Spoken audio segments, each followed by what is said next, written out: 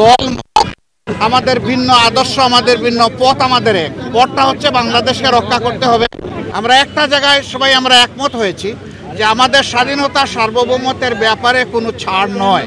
এই সব কিছুর ঊর্ধ্বে উঠে দেশ আমাদের সবার, শুধু রাজনৈতিক দল না, আমাদের সকলের, জনগণের একটা বিশেষ অংশ আপনারাও, এবং আপনাদের ভূমিকাও কিন্তু গত আন্দোলনে কারো না থাকতে পারে, কিন্তু নির্বিশেষে অনেক সহায়ক ছিল।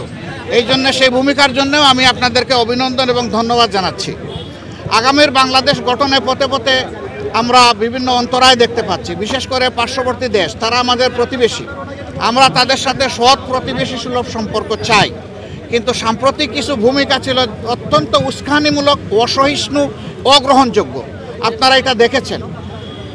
মিথ্যা তথ্যের উপর নির্ভর করে বাংলাদেশকে কলুষিত করার জন্য, এই সরকার এবং জনগণকে ব্যর্থ করার জন্য তারা দুনিয়ার বিভিন্ন জায়গায় অপপ্রয়াস চালাচ্ছেন এবং অপপ্রচার চালাচ্ছেন। আমরা এগুলার নিন্দা জানিয়েছি সকলে সম্মিলিতভাবে। আমরা একটা জায়গায় সবাই আমরা একমত হয়েছি যে আমাদের স্বাধীনতা সার্বভৌমত্বের ব্যাপারে কোনো ছাড় নয়। সানবিট সব দিবে সামাল।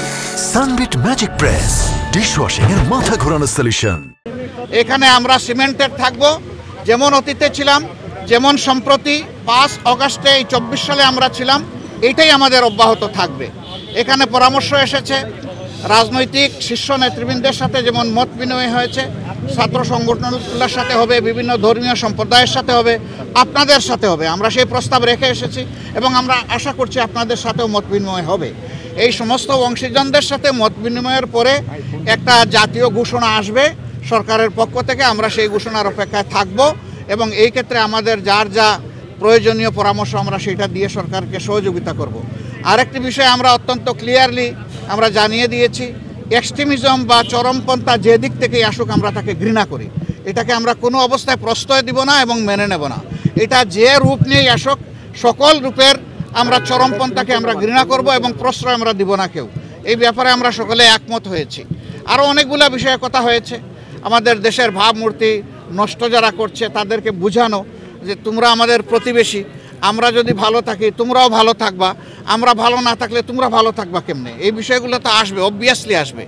তো সেই বিষয়গুলো নিয়েও আলোচনা হয়েছে। আমরা আশা করছি জাতি ঐক্যবদ্ধভাবে ইনশাআল্লাহ আগামী দিনের সকল চ্যালেঞ্জ মোকাবেলা করে আমরা চূড়ান্ত সফলতার দিকে এগিয়ে যাব। চূড়ান্ত সফলতা অর্জন না হওয়া পর্যন্ত আমাদের ঐক্য অটুট এবং মজবুত থাকবে।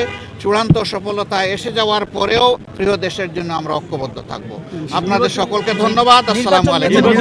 নির্বাচন নিয়ে ছোটখাটো কথা হলেও সেটা নিয়ে কোনো কনসেনসাস হয় নাই বা ব্যাপকভাবে কোনো আলোচনা হয় না।